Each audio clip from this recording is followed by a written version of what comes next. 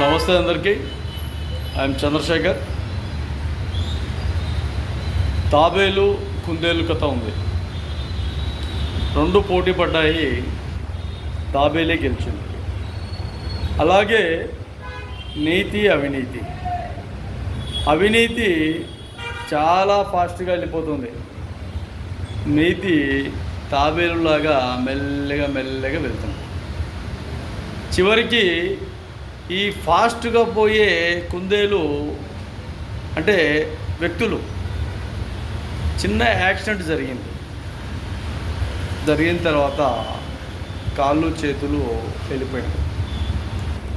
తర్వాత ఎవరు తిండి పెట్టలేదు, ఎవరు బట్ట ఇవ్వలేదు, ఎవరు గూడు కూడా ఇవ్వలేదు. తాబేలు ఆ నిజాయితీ నీతిని నమ్మి మెల్లగా ప్రయాణం చేసింది, గమ్యాన్ని చేరుకుంది. కాబట్టి చాలా జాగ్రత్తగా ఎప్పుడైతే మనం గమ్యం చేరుకోవాలనుకుంటామో నీతి కూడా అంత నిదానంగానే ఉంటుంది.